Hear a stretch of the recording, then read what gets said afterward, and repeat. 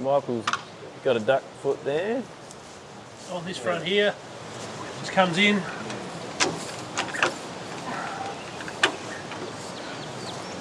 Easy as to install. There we go. So it just clips on, just has a little locking latch. That's it. So up the road where we were, Wes was using them. Oh, right, and he was happy with them? Yeah, he found that they were working. Yeah, okay. We'll have to find out though. Yeah. Depends on crop Probably great for Luke. Yeah, absolutely. Yeah, exactly. So with lupins, you can look at finger serial extensions. We do a finger kit. If you've got lupins with good height, I always recommend putting a lift kit on your front, so we can actually put lift kits on these. And your job here, but it depends on the height of your lupins. And that's what you've got to weigh up.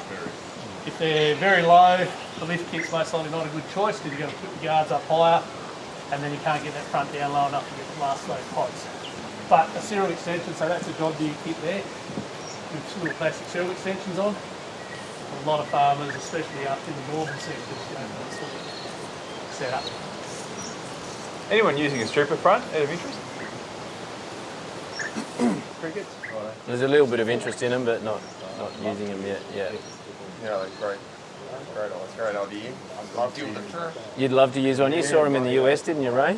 Well, they don't make them 45 feet. Oh, right. You could make one, Ray.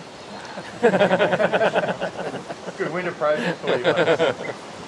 Ben, would a tin front be better for direct heading canola and lupins? Yeah, I probably think it would be. Yes, and but there's a lot of modifications people then do to drapers to try and get things to feed in properly as well. So everything from load straps across the top, just trying to keep things down so you don't get that big bunching and mess that you get at the feeder house.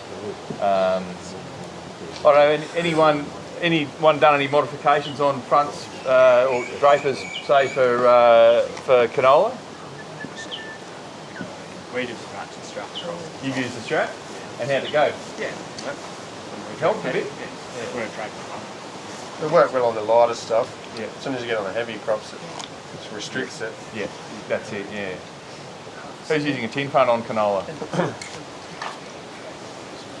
Using what? A tin front. Canola. We're all windrow. Yeah. We run a Vario on one header and an old Mac on the other.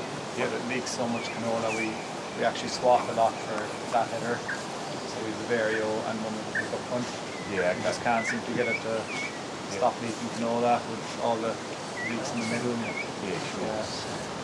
That works for us. And it works well. Yeah. We swapped out the drum on a Midwest front with a turbo drum. Which one of Mick Phelps' turbo drums? Yeah. That made a massive difference. Yep. Once we got it set right, Yep. because we used to have a lot of trouble with canola bubbling up in the middle. Yep. And I think that's got a bit to do with finger timing as well. Yeah, it well, does. finger timing. So, But the turbo drums like that from Midwest drum. That's only because of the reach. The drum is smaller and the finger sticks out a lot further. That's why you get more traction on it. Pedals a bit more aggressive as well. So finger timing, Brett, or someone, is there a strict rule of thumb there? No, not really. But you want it to be at full extension, as close to straightforward as you can, because that's the point where it's trying to grab it. Yeah. And it must be all the way in when it gets back to the back of the feeder chain. Yeah. If you've still got a bit of finger sticking out, you're going to get stuff going round and round and round. Probably the most frustrating thing you can get. So I just want to burn the John Deere one. So any of the Just the new, front bit. Just the front bit. Let's not start a fight. Yeah. any of the new Vario fronts, any of the new tin fronts, you just got to be old enough to understand that the clearance between the table auger and the floor is absolutely critical. So if you're trying to harvest cereals with it, 12 to 20 mil, and if you go any higher, and what I do whenever a guy goes and buys a new tin front, and he says, I want to harvest cereal with it, I'll set it up for canola, and then I'll go say, yeah, go into the paddock and see what it does, because then you can see why it won't feed. Yeah. Right? And then the same with your canola, it's got to get underneath it, and so do your big bulky lupins. So more often than not, we find we lift that auger as high as we can get it. So So any growers with tin fronts successfully using them for cereals as well, or are they all switching back? Yeah. Yeah. So they're having there one are- front. There are 3 guys out of Wongan that have got 7240s with terminators on them, and they're running tin fronts only for everything. So, yep, and they work pretty well.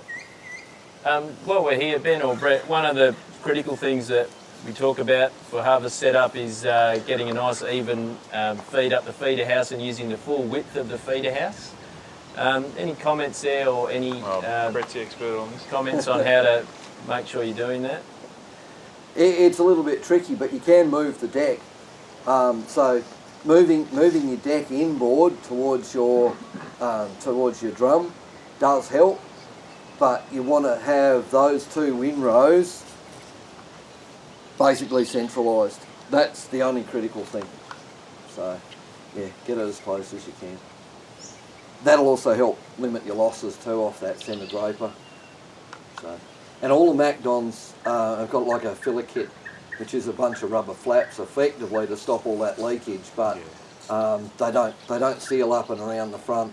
Simon's got the little rubber flap at the front, which does help, but it's not the be all and end all. So What do you do? what do? You have to put up with it. You can't do a darn thing about it. You just keep that matting in good nick. That's the best thing you can do.